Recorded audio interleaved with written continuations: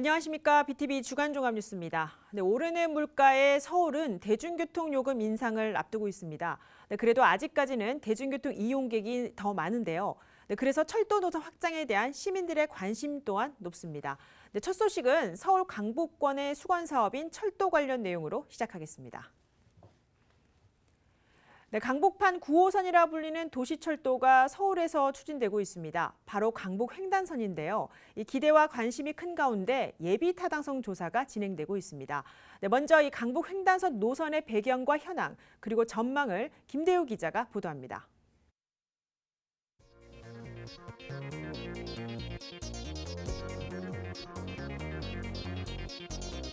서울에는 10개가 넘는 도시철도 노선이 운영되고 있습니다.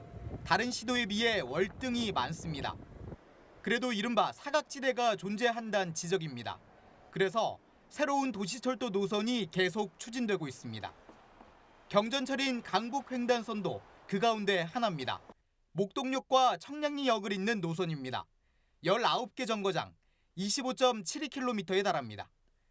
도시철도 소외 지역을 해소하는 한편 강남북 균형 발전을 위해 마련됐습니다. 이런 의미에서 지역 균형 발전선, 무엇보다 강북판 9호선으로도 불립니다. 서울의 왼쪽과 오른쪽을 연결하는 9호선이 강남엔 있지만 강북엔 아직 없기 때문입니다. 강북 횡단선은 또 내부 순환로 등 강북 지역의 차량 흐름을 크게 개선할 걸로 기대를 모으고 있습니다. 차량의 이용도 굉장히 적어질 수 있다. 실제 서울에서 처음에 이 사업을 계획을 할 때 그 당시 연구를 했던 용역에 따르면 평균적으로 시간당 한 10,000대 정도가 차량이 강북에서 줄 수 있다. 기대가 큰 반면 사업은 조금 더디게 진행되는 모습입니다. 강북 횡단선은 지난 2019년에 발표된 제2차 서울시 도시철도망 구축 계획안에 포함됐습니다. 이 계획안이 발표된 지 4년이 지났지만 예비 타당성 조사 단계에 머물러 있습니다. 예타를 통과하지 못할 경우 사업이 표류할 수도 있습니다. 원래는 2021년 10월에 조사가 시작돼서 통상 1년짜리의 그 기간을 갖고 평가를 받게 되는데 계속해서 조사 결과 발표가 늦어지고 있습니다. 500만 이상 시민들의 생활과 직결되는 문제인데 이 문제가 어떻게 될지 모르는 주민들은 속이 터질 지경이거든요. 그러나 우려할 수준은 아니라는 주장도 있습니다. 시간이 조금 더 걸릴 수는 있지만 예비 타당성 조사를 통과할 거란 등의 이유에서입니다. 충분히 기간 내에 할 수 있다고 보고요. 다만 사업성을 또는 이제 흔히 말하는 우리가 BC 그게 더 좋게 하기 위해서 지금까지 검토되지 않았던 것. 왜냐하면 이것이 이제 19년에 애초에 도시철도망 계획 만들 때 만들어졌던 그 안을 가지고 지금 계속 논의를 하고 있는데 그로부터 지금 벌써 한 3년 이상이 지났고요. 그 사이에 변화한 것이 굉장히 좀 많은 거죠. 개발성이 좋은 그런 것들이 플러스가 된다라고 하면 훨씬 사업 계획이 좀 빨라질 가능성도 있고 하기 때문에 그런 것들을 서울시가 지금 보완을 해 나가고 있고요. 강북 횡단선이 오세훈 서울시장의 공약이라는 점도 고무적입니다. 서울시도 추진 의지를 꺾지 않고 있습니다. 서울시가 경전철 추진하고자 하는 의지는 변함이 없고요. 다만 서울시는 신중한 모습입니다. 예비 타당성 조사 완료 시점을 공개하지 않고 있습니다. 한정혜 국회의원은 이르면 올해 상반기, 늦어도 올해 안에는 예비 타당성 조사가 끝날 걸로 내다보고 있습니다. 또 차질 없이 진행될 경우 오는 2027년 말이나 28년 착공할 걸로 전망하고 있습니다. BTV 뉴스 김대우입니다. 강북 횡단선은 강서구와 서대문구, 종로구 등 7개 자치구를 지나는 노선입니다. 이 지역들은 모두 철도가 없고 도로교통에 의존하고 있어 지금도 역사를 더 추가해야 한다는 주장들이 존재합니다. 하지만 쉽지 않은 상황입니다. 이어서 서주원 기자가 보도합니다. 동대문구 청량리역에서 시작해 성북구와 종로구, 서대문구와 마포구, 강서구를 거쳐 양천구 목동역까지 이어지는 강북 횡단선. 총 19개 정거장이 생기는데 기존의 지하철역과 겹치는 환승역은 총 9곳이 있습니다. 그런데 이 중 상명대학교 일대인 종로구 평창동과 구암동, 서울여자간호대학교 주변의 서대문구 홍은동 등을 지나는 구간, 이곳에는 중복되는 환승역이 유독 적습니다. 현재 존재하는 지하철은 3호선 홍제역 단 한 곳밖에 없습니다. 그동안 해당 지역의 철도 교통수단이 얼마나 부족했는지를 알 수 있는 부분입니다. 특히 서대문구에서는 강북횡단선의 역사가 더 필요하다는 의견도 많습니다. 상명대학교와 홍제역 사이에 간호대역을 새로 추가하자는 건데 위치는 제가 서 있는 바로 이곳 일대입니다. 간호대역이 신설된다면 주로 홍은 1동과 홍제 3동 주민들이 이용하게 됩니다. 현재 재개발 사업이 진행 중이거나 예정인 곳들이 많아 교통 수요 증가가 예상되는 지역입니다. 서대문구의 의지도 강합니다. 구청장 공약 사항으로 올해 상반기에는 예산 8천만 원을 들여 역사 신설 타당성 검토 용역을 발주할 계획입니다. 우리 홍은동에 사시는 주민들이 아침에 출근하려고 그러면 마을버스 타는 경쟁을 벌이면서 홍제역으로 와서 지하철을 타야 됩니다. 강북 횡단선 지하철역이 2030년에 완공되게 돼 있습니다. 특히 간호대역을 꼭 신설하도록 하겠습니다.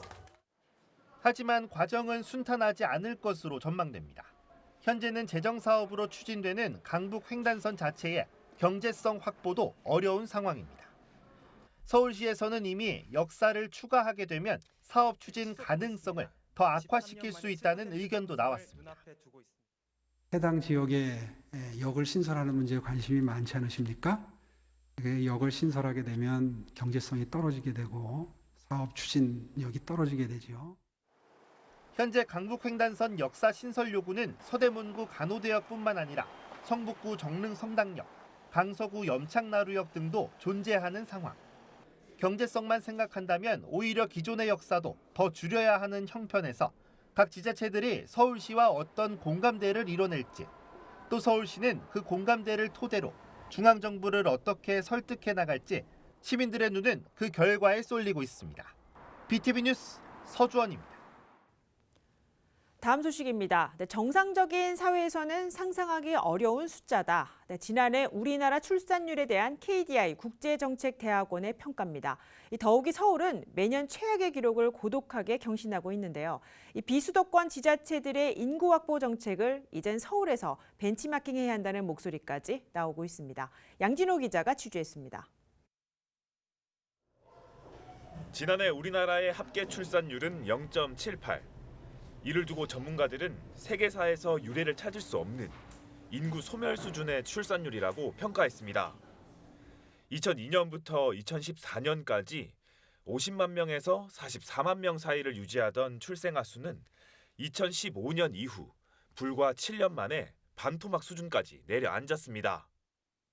추락하는 출산율을 되돌리기 위해 지난 10수년 동안 사용한 예산은 260조 원이 넘습니다. 정부의 한 해 예산의 3분의 1을 사용했지만 받아든 성적표는 초라한 수준입니다. 최근 10년 사이 출생아 수 증감률을 살펴보면 플러스를 기록한 건 2015년 딱 한 해.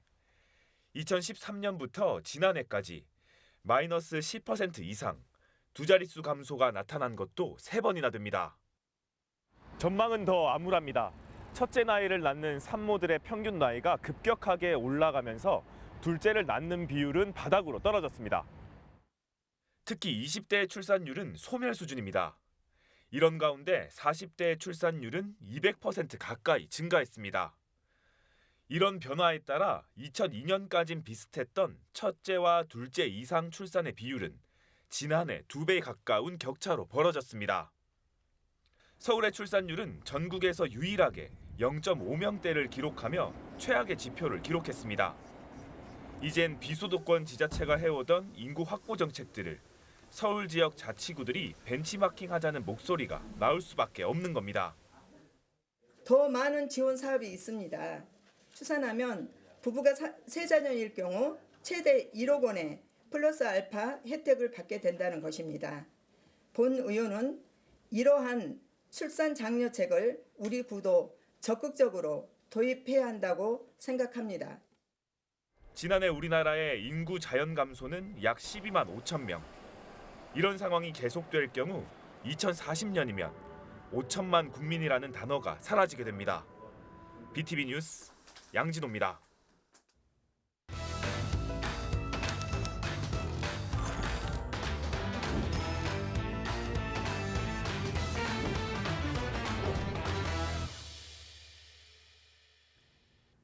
네, 학생과 학부모, 교육 주체들이 전하는 학부모 수첩입니다. 네, 매주 주말 교육 이슈에 맞게 전해드리고 있는데요. 이 새학기 시작과 동시에 최근 이 학교폭력 가해 학생에 대한 학교 생활 기록부 삭제가 이슈입니다. 네, 그런데 이 기록은 학생들이 학교에서 하는 교과 활동과 동아리 생활 등도 기재됩니다. 이 학기 초 교과 활동은 어떻게 평가되고 준비하면 좋을지 이승엽 학부모가 취재했습니다. 2024학년도부터 순차적으로 적용되는 2022 교육과정 개정안의 생활기록부 주요 기재 변경 사항을 보면 생활기록부에는 기재가 되지만 대입에는 반영되지 않는 부분들이 더 많아졌습니다. 그만큼 공교육과 학교 내의 활동이 더 중요해졌는데요. 이 중요한 활동 어떻게 할 수 있을까요? 가장 먼저 교육부와 해당 지자체 교육청의 정보들을 파악하는 것입니다. 서울은 서울시 교육청 홈페이지에 접속하면 올해 교육과 관련된 방향성을 파악할 수 있습니다.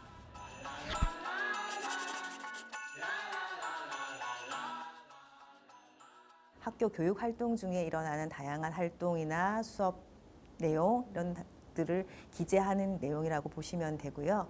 특히 가장 중요한 것은 이제 교과 세부 능력 특기사항, 수업 중에 또는 교육 활동 중에 어떤 활동을 아이들이 했는가, 어떤 성장을 했는가라는 것이 기재하는 게 중요하다고 보시면 될 것 같아요. 학교에서 제공되는 정보들은 생활기록부에 기록 가능한 경우도 많기에 더 꼼꼼히 관심을 가지고 보아두면 좋습니다. 아이들이나 어머님들이 그걸 볼 때는 뭘 평가하지? 그것만 봐요. 그 기준을 안 보시는 거예요. 그래서 그걸 꼼꼼히 읽어보고 준비하면 더 이번에는 아이들에게 나의 주장을 하는 주제 선정을 하는 방법이 나와 있고 그리고 자료를 찾는 방법이 이렇게 있고 자료를 어떻게 찾아야 되는지를 가 적혀 있으면 그 방법대로 가면 되거든요. 그 아이들의 평가 결과물뿐만 아니라 동료 평가지 그리고 자기 평가지 그리고 수업 중에 아이들이 쓰는 소감문이나 독후감 이런 거 다 참고하시거든요. 그래서 무엇보다 중요한 건 수업에 충실하게 하는 원론적인 얘기, 너무 당연한 얘기 아니야? 라고 하시겠지만 그게 가장 중요한 것 같아요. 연계된 게 굉장히 많이 있는 프로그램들이 있어요. 예를 들어서 학생회 활동도 마찬가지고 좀 더 참여율이 높아지고 동기부여가 되는 경험들을 굉장히 많이 했거든요. 사교육까지 굳이 가지 않더라도 이 안에서 아이들의 역량 동기부여를 할 수 있는 기회를 준다는 것은 굉장히 중요한 일이기 때문에 실제 학교와 교육청에서 제공하는 공교육 활동에 참여하는 학생들을 만나보았습니다. 주제에 대한 뭔가 인식이나 아니면 그런 세계관들이 굉장히 많이 달라지고 일단 사람들이 경험을 많이 해보니까 나중에 실전에서도 굉장히 느련하게 능숙하게 잘하는 것 같아요. 저는 작가교실이나 청소년 기자단 등으로 활동했었던 경험 때문에 쉽게 작성했던 것은 물론이고 중복률이 가장 낮아서 추가 점수도 받을 수 있었어요. 공교육 활동을 통해 새로운 방식에 도전하는 걸 주저하지 않게 되었기 때문이 가장 크다고 생각해요. 앞서 보신 대로 이 학교 교육에 필요한 다양한 정보들 얼마나 중요한지 학부모님들 다들 잘 아시겠죠? 사교육도 필요하지만 공교육의 방향성에 맞춘 교육청과 지역사회의 진로품 프로그램을 통해 지금부터 우리 자녀들의 진학과 진로 계획을 계획해보시면 어떨까요? 학부모 수첩 이승엽이었습니다. 네, 서울의 직업계고 정책이 달라집니다. 서울시 교육청이 서울형 마이스터고 운영 계획을 발표했는데요. 교육청은 내년까지 20여 곳의 선도학교 시범 운영을 거쳐 2025년 지역 66개 특성화고를 서울형 마이스터고로 전환할 예정입니다. AI 융합 진로직업 교육원 설립, 그리고 반도체 전문 인력 양성 거점 학교 운영도 추진됩니다. 양진호 기자가 보도합니다. 교육청이 개발하는 체계적인 성과 관리 시스템으로 교육 수준을 안정적으로 유지하겠다. 시 교육청이 내놓은 서울형 마이스터고 운영 계획의 첫 단추입니다. 이를 위해 산업 수요에 맞는 교육 과정 도입, 신사업 프로젝트 수업, 디지털 기반 교육 등이 실현됩니다. 교육청은 해당 과정을 내년까지 20곳의 선도학교에서 시범 운영한 뒤 지역 64개 특성화고를 서울형 마이스터고로 전환할 계획입니다. 거대한 산업적 기술적 전환에 맞춰서 자기 노력, 자기 특성화가 좀 필요한 지점이 있는 것 같아요. 그래서 그걸 좀 촉진하고요. 예산 지원도 저희가 지역교육청 수준에서 교육부가 하는 거에 한 50% 정도까지 지원을 대거해서 학교 운영을 뒷받침할 AI 융합, 진로 직업교육원도 설립됩니다. 이곳에선 신사업 교육 지원, 교원 전문성 향상 연수를 포함해 직업체험 활동, 평생교육 프로그램도 운영됩니다. 마이스터고는 취업 중심이지만 저희 서울형 마이스터고는 취업과 진학 그 두 가지를 다 학생들에게 지원할 예정이고요. 그리고 마이스터고 운영비는 이건 교육부에서 특교로 내려오는 거죠. 서울형 마이스터고는 예산 지원은 저희 자체 예산으로. 정부 시책과 연결된 반도체 전문 인력 양성 프로그램도 가동됩니다. 2025년까지 6곳의 반도체 거점 학교가 지정되며 운영비 지원은 물론 학과 개편, 전문가 인력풀 구축 등이 예고됐습니다. 전반적으로 단계를 질적인 수준을 높이겠다는 겁니다. 그래서 그 높이는 방법으로 기존의 마이스터고의 장점은 그 일부 그 산업 현장 수요 있지 않습니까? 맞추면 커리큘럼을 그 마이스터고 특화된 그 부분을 좀 가져오고.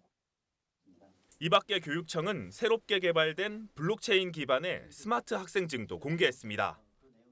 서울 로봇고등학교 등에 시범 도입될 학생증 애플리케이션에서는 학습 이력 관리와 실무 경험, 경력 개발 이력 등을 스스로 관리할 수 있습니다. BTV 뉴스 양진호입니다.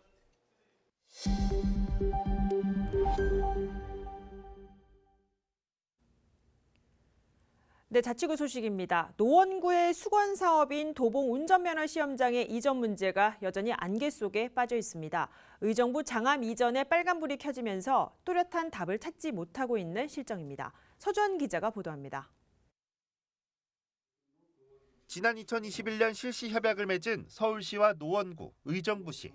도봉 운전면허 시험장을 의정부 장암으로 이전하는 대신 서울시와 노원구가 의정부시에 500억 원을 지원하기로 했습니다.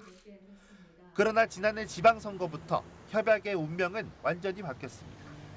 현 김동근 의정부시장이 후보 때부터 이전 전면 철회를 주장해 온 겁니다.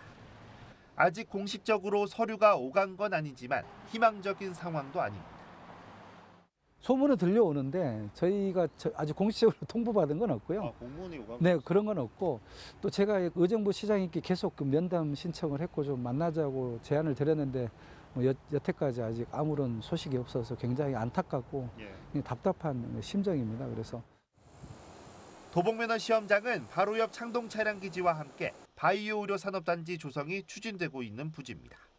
노원구에서는 미래 100년 먹거리라 불릴 정도로 기대감이 큽니다. 창동 차량기지가 남양주 진접으로 완전히 옮겨가고 오는 2026년이면 착공에 들어갈 예정.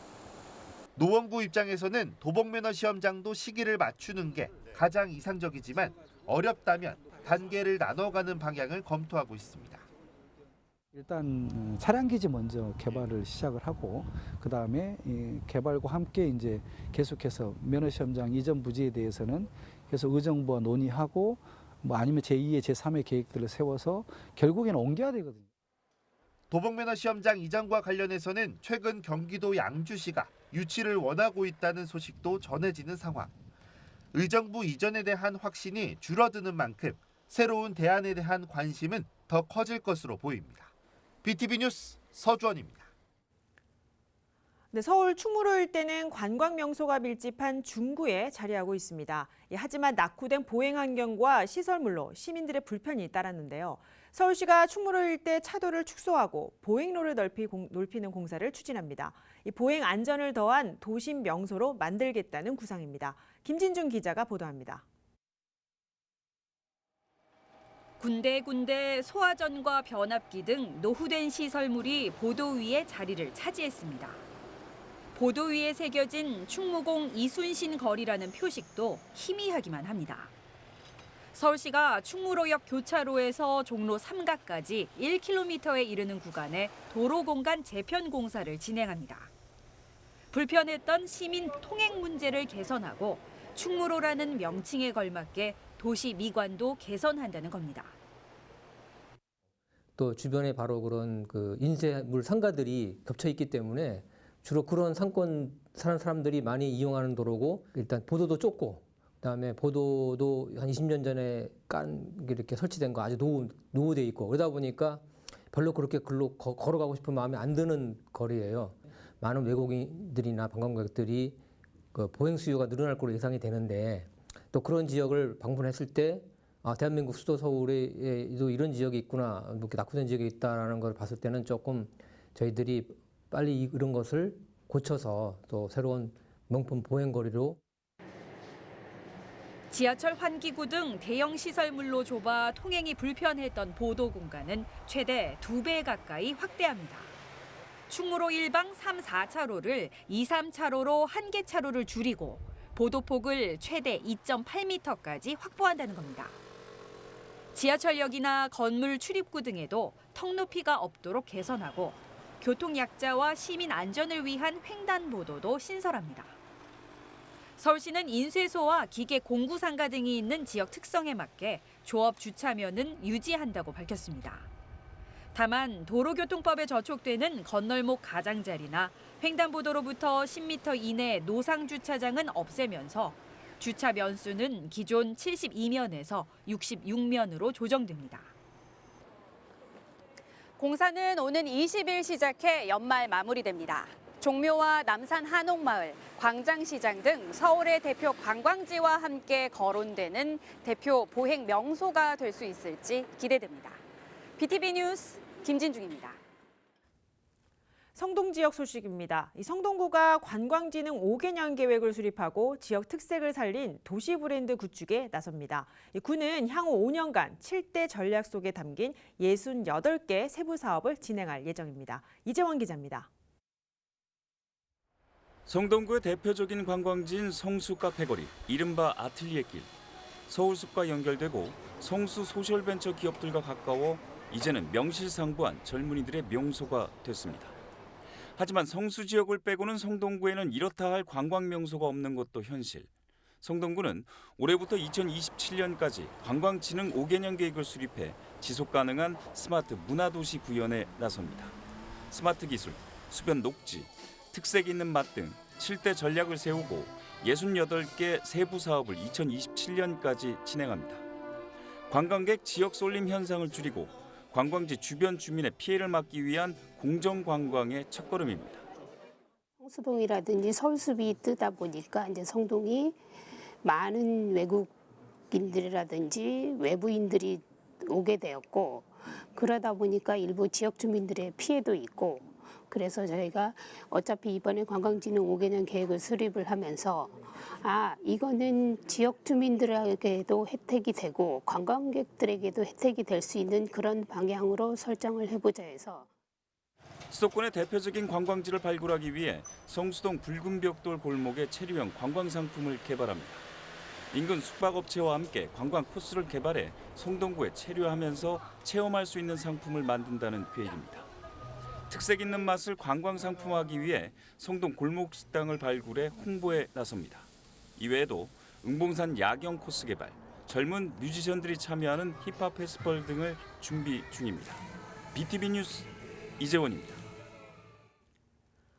임시회를 개회한 종로구의회가 올해 첫 구정질문을 진행했습니다. 말 그대로 주민 불편 해소 등 구청의 행정 전반이나 이 특정 분야에 대해 구의원들이 구청장에게 직접 묻는 건데요. 그런데 이 올해부터 구정질문에 구청 측이 직지 답변하는 일문일답 방식에 대해 정문원 종로구청장이 답변할 수 없다고 일축했습니다. 이 구청장이 구의회 운영 방식까지 진두지휘하려는 처사에 의원들이 손 놓고 있다는 것이 더 문제입니다. 관련 내용 전해드립니다. 올해 첫 구정질문이 시작된 종로구의회 본회의장. 정문원 구청장을 답변자로 세운 민주당 김종보 의원의 일문일답을 두고 언성이 높아집니다. 구 의장이 직무정지 상태인 비정상적인 상황인데다 30년 넘게 일문일답을 하지 않았다는 이유로 구청장이 구의회를 질타한 겁니다. 현재 구의회가 의장 거리 상태로 비정상적인 상황에서 30여 년 동안 회의 형태를 집행부에서 운영해서 충분히 좀 논의를 하고 그 회의를 바꾸는 부분이기 때문에 의원님들의 충분한 의견이 있어야 좀 저희가 이것을 수용을 하겠다고 말씀드린 부분에 대해서 답변드릴 수 없음을 말씀드립니다. 양해 부탁드리겠습니다. 그러면서 국회 대정부 질문 방식까지 언급하며 구의회 회의 규칙을 꼬집습니다. 그 20분 안에서 일문일답 내지는 일거질문을 할 수 있다라고 개정이 되었기는 하나 그 조례의 내용이 조금 그 추가 질문 부분에 있어서 그 국회법이나 그 서울시의회 어떻게 보면 우리 구의회의 그 프로토콜이 될 수 있겠죠. 좀 그것과 안 맞는 부분이 있고 취재 결과 9대 종로구의회는 지난해 9월 5일 의원총회를 통해 구정질문을 일문일답으로 추진키로 합의했습니다. 구정질문 방식은 국회법을 차용해 각 기초의회마다 다르게 정형할 수 있습니다. 종로구의회의 경우 회의 규칙에 근거해 구정질문은 일괄질문 또는 일문일답으로 할 수 있다고 명시돼 있습니다. 결국 국회의원 출신의 구청장이 구정질문 방식을 꼬집자 종로구의회는 구정질문 전체를 일괄질문으로 바꿨습니다. 급기야 종로구청장이면 구의회 규칙을 따라야 한다는 의사진행 발언까지 나옵니다.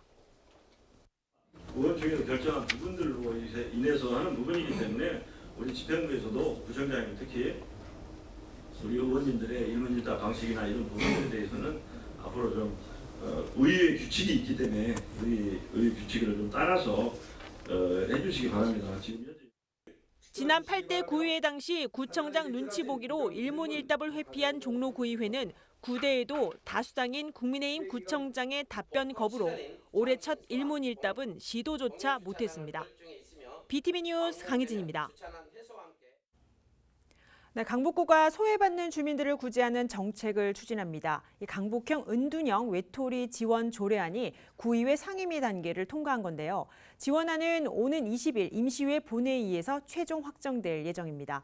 네, 의회는 지역 은둔형 외톨이 현황에 대한 구체적인 조사와 지원 방향을 결정을 주문했습니다. 양진호 기자입니다. 강북형 은둔형 외톨이 지원 조례안이 만장일치로 상임위를 통과했습니다. 이에 따라 강북구는 서울 25개 자치구 중 세 번째로 은둔형 외톨이에 대한 지원 사업이 시작될 예정입니다. 은둔형 외톨이들이 사회 구성원으로서의 원활한 성장과 복귀를 도모하고 은둔형 외톨이와 그 가족의 삶의 질 향상에 이바지할 수 있는 법적 근거를 마련하고자 하는 것입니다. 가장 먼저 이뤄져야 할 건 지역 은둔형 외톨이 현황 파악입니다. 의회 역시 정확한 지원 대상, 규모를 확정하기 위해 관련 조사에 먼저 나서줄 것을 주문했습니다. 서울시에서 12만 9천 명의 은둔형 외톨이가 있을 것으로 추산만 되어 있습니다. 조례안 제4조에 따른 기본계획 수립 시 강북구 차원의 실태조사를 추진할 계획이 있는지. 민간단체와의 협업도 최우선 고려 대상입니다. 은둔형 외톨이 발굴, 직업훈련, 사회화 과정을 효율적으로 진행하기 위해 기존 지원 인프라를 최대한 활용할 필요가 있다는 것. 강북구도 민관 협업체계 구축을 지역 현황 파악과 동시에 진행할 예정입니다. 또 강북 청년 기본조례에서 능력 개발에 대한 취업 관련해 또 연계를 진행하고 있는 걸로 알고 있습니다. 그래서 해당 부서랑 협의해서 진행될 수 있도록 하겠습니다. 다만 지원 대상의 특성상 현황 파악이 얼마나 빨리 이뤄질 수 있을지는 미지수입니다. 전문가들은 신속 지원을 위해 은둔형 외톨이들을 대상으로 하는 소통 창구 마련도 반드시 필요하다고 조언했습니다. 사회생활을 하지 않고 청년 세대를 지나고 중장년 세대까지 계속 이어지는, 그래서 경제활동을 하지 않고 부모의 소득으로만 생활하는, 근데 그 부모도 막상 늙어가시잖아요. 그랬을 때는 진짜 가구 경제는 다 끝없이 추락을 하게 되는 거죠. 최근 정부가 발표한 은둔형 외톨이의 규모는 서울 지역 청년만 약 13만 명. 이들에 대한 지원이 늦어지면 늦어질수록 우리에게 돌아올 사회, 경제적 청구서도 더욱 커질 수밖에 없습니다. BTV 뉴스 양진호입니다. 강북구 통신원 운향선입니다. 네, 서성원입니다.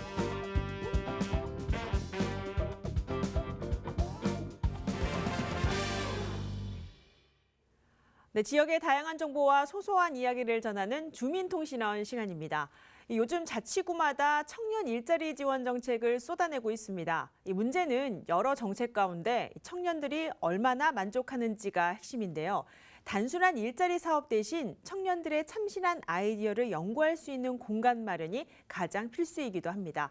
네, 도봉구에는 이 청년 음악 창작 활동 공간이 인기라고 하는데요. 어떤 공간인지 궁금한데 저희 주민통신원이 직접 다녀오셨습니다. 네, 도봉구를 담당하는 김민영 통신원을 화상으로 연결해서 자세히 알아보겠습니다. 네, 김민영 통신원 나와 계십니까? 안녕하세요. 지금의 소중함을 전하는 김민영입니다. 네, 반갑습니다. 도봉구에 자리한 청년 활동 공간들을 다녀오셨다고 들었습니다. 어디에 위치한 청년 시설인지부터 자세히 소개를 해주시죠. 네, 제가 이번에 취재한 곳은 도봉구 창동역에 위치한 도봉 청년들의 활동 공간들인데요. 영상 창작물 제작과 청년 음악인의 프로필 촬영을 지원하는 공음 스튜디오가 있고요. 유망한 창업 아이템을 가진 청년 기업인들을 발굴하고 지원하는 청년 창업 거점 공간이 있습니다. 그리고 청년 예비 초기 창업가를 위한 창업 인큐베이팅 공간인 무중력 6분의 1 달과 창동 스타트랩이 있었습니다. 또 LP 음악 감상실이라는 곳도 있었고요. 음악을 제작하는 이음 스튜디오가 있었습니다. 네, 다양한 곳을 취재를 하셨는데요. 저희 뉴스에서도 보도했지만 이 창동에는 2018년 이후에 음악 관련 시설이 들어선 것으로 알고 있습니다. 아직 잘 모르는 시청자분들도 계실 텐데 취재하신 곳에 대해 조금 더 자세히 설명 부탁드리겠습니다. 청년 음악 창작인 놀이터인 이음 스튜디오에 다녀왔습니다. 말씀하신 대로 2018년부터 동네 아레나 기반으로 사전적 준비가 있어야 한다고 지역 내에서 시작을 해서 2018년 하반기에 플랫폼 창동 6일 1층에 오픈 창동 스튜디오라는 컨테이너 시설을 만들었는데요. 이걸 기점으로 해서 2020년 7월쯤 지금의 이음 스튜디오를 만들었습니다. 전문적으로 음악을 작업하고 작곡하고 창작할 수 있는 사람들이 모여서 전문가와 함께 음악 제작 과정을 직접 체험할 수 있는 공간입니다. 2020년 이후로 코로나로 대면 활동을 할 수 없게 되면서 사실상 휴업 상태로 있었는데요. 2022년 안전공사 등 재정비를 해서 올 1월부터 현재 일반 대관까지 할 수 있게 되었다고 합니다. 이곳 이음 스튜디오는 뮤지션들이 녹음하고 모니터링을 거쳐서 엔터 쪽에도 쓸 수 있는 레벨로 무대를 준비할 수 있도록 신경을 써주고 있다고 하니까요. 실질적인 도움을 준다고 보시면 될 것 같습니다. 음악에 진심인 분들에게 큰 힘이 되지 않을까 합니다. 네, 이 핵심은 청년 활동 공간인데 이 35세까지 청년들만 사용할 수 있는 건지 아니면 주민 이용도 가능한지가 궁금합니다. 네, 스튜디오 이용에 대한 안내도 좀 설명해 주시죠. 연령대 제한을 두고 있지는 않습니다. 중학생, 고등학생도 있고요. 그렇지만 보통은 20대 후반에서 30대 초반이 제일 많다고 합니다. 조례에 따라서 사용료가 징수되고 있는데요. 전체 대관은 1일 50만 원이고요. 컨트롤룸은 엔지니어를 포함해서 3시간에 18만 원이라고 합니다. 그리고 협업 스튜디오 같은 경우는 시간당 5천 원인데요. 도봉구 주민에게는 50% 할인이 적용된다고 합니다. 프로 뮤지션들과 아마추어 뮤지션 경계에 있는 분들이 언제든 와서 쓸 수 있게 돼 있고요. 좋은 스피커와 마이크를 가지고 있다고 자랑도 하시더라고요. 음향 엔지니어 관계자분의 이야기를 한번 들어보겠습니다. 저희 OPCD는 음악인들을 지원하고 또 도움을 주기 위해서 설립된 OPCD라는 단체고요.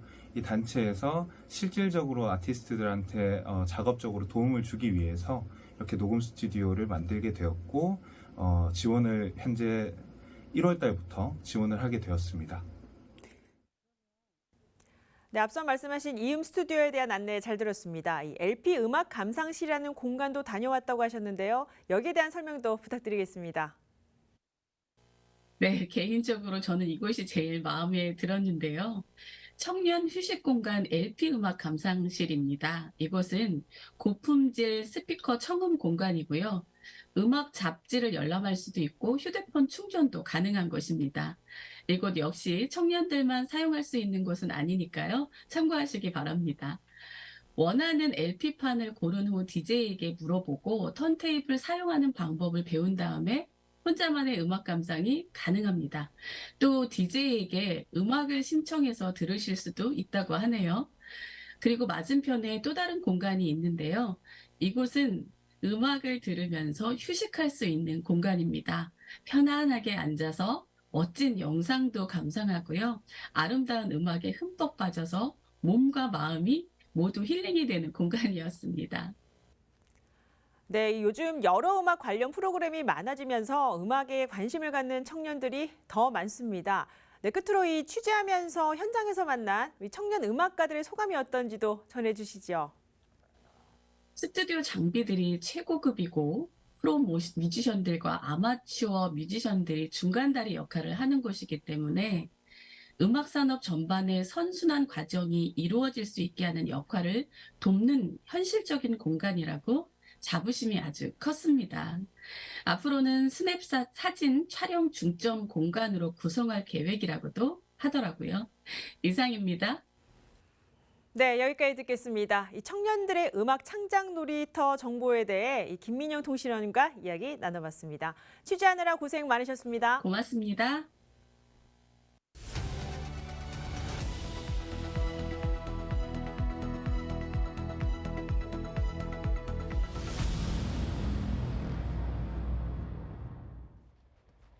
서울의 이슈를 서울시 의원을 통해 알아보는 태평로 소식통 시간입니다. 이번 주제 서부선 경전철 건설 사업인데요. 만나볼 소식통은 문송호 시의원입니다.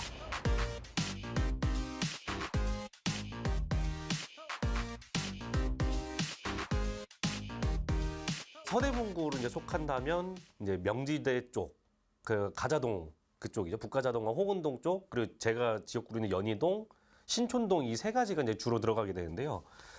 연희동 주민분들은 사실상 거의 포기 상태이긴 했습니다. 이게 너무 오래 지연되다 보니까 처음에는 와 드디어 생긴다 했다가 그냥 뭐 나는 그냥 자가용 타고 다닐란다. 그냥 뭐 몇십 년 동안 이렇게 살아왔는데 그래서 포기 상태였는데 사실상은 이제 또 대학교가 걸려 있다 보니까 명지대를 이제 좀 지나가지 않습니까? 그래서 학생들 입장에서는 오히려 되게 반가운 소식이 된 거예요.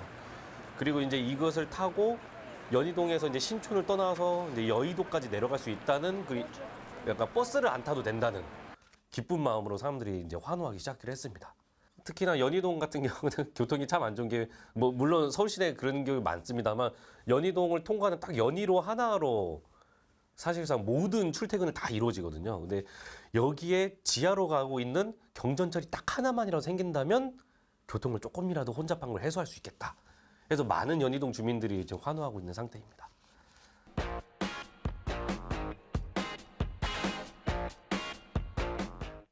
숙제가 좀 있다고 생각합니다. 이제 뭐 크게 봤을 때는 그 위에서 내려오는 이제 구파발 그쪽에서 내려오는 그러니까 경기도에서 내려오는 연장선 그리고 밑에 있는 신림선 정도겠는데요.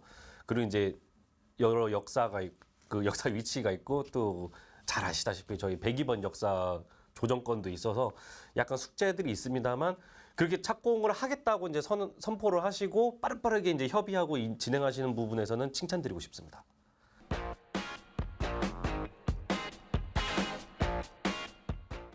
도시철도망 기본계획 그리고 수정 그 10주년 기본계획에서 이제 세 번이 이제 발표가 됐는데 항상 이제 충암고교라고 나온 거예요. 근데 또 잘 생각해 보면 충암고교 바로 앞에 명지전문대가 있기 때문에 여기 대학생들이 이제 환호를 한 겁니다. 이야 드디어 이제 버스 안 타고 가야 된다. 버스 타고 등교하는 친구들이 참 많거든요. 그래서 약간 좀 희망이 부풀었다가 이번에 이제 착공 계획 그 딱 뚜껑 열어보니까 응암초등학교로 바뀌어 있네? 라고 이제 인식이 된 거예요. 그래서 저희가 예전부터 이제 조사를 쭉 해봤는데 아쉽게도 이거는 진짜 누구 잘못이라고 이게 딱 하기가 애매한 게 정말 오해 소지가 많게 계획이 됐었더라고요. 예를 들면 제가 이제 가져오긴 했었는데 예전에 이제 도시철도 기본계획에서도 보면은 그 서대문구랑 그 경계선 있지 않습니까? 은평구 그 밑에다가 점을 찍어놨어요. 그 누가 봐도 이건 서대문구 거기에 명지전문대에 있다는 뜻이잖아요. 근데 지금 와서 이제 실제로 봤을 때는 응암초 앞이었다고 주장을 하는 상황이니까 두산건설이 이제 제시했을 때는 명지전문대가 있는 게 낫지 않겠냐고 제시한 적이 있어요. 근데 그 부분 때문에 이제 환호를 했던 거군요. 서대문구 그게 명지전문대 친구들 하고 거기 대학 상가를 이루고 있는 그 이제 자영업자분들 이제 환호를 한 거죠. 근데 저희 측에서 이제 입장에서 봤을 때 지금은 응암초 앞으로 돼 있습니다만 응암초 앞으로 두면은 가만히 거기 있으면 좋은 게 뭐지? 라고 이제 의문이 드는 겁니다. 그러니까 여기에 대해서 확실하게 해소를 할 필요가 있는데 아직은 이제 조금 안 됐다는 느낌이 강합니다.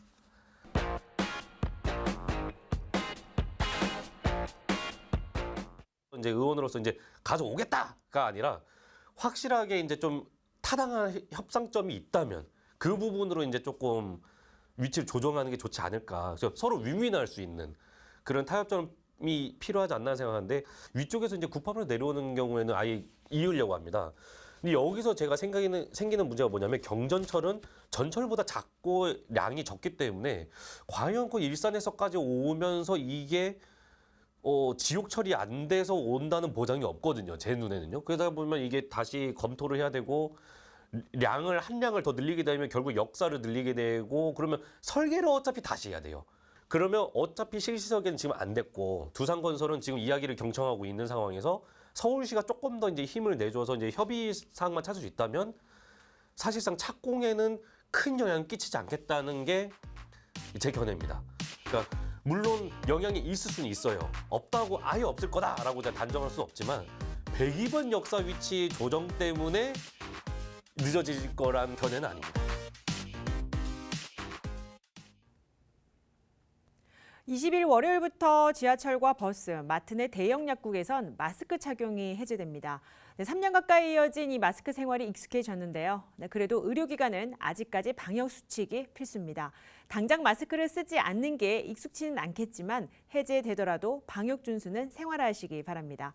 저희는 지역 주민, 더 나아가 서울 시민의 가치를 담은 소식으로 다음 주 찾아뵙겠습니다. 건강한 주말 보내시기 바랍니다. 시청해주신 여러분 고맙습니다.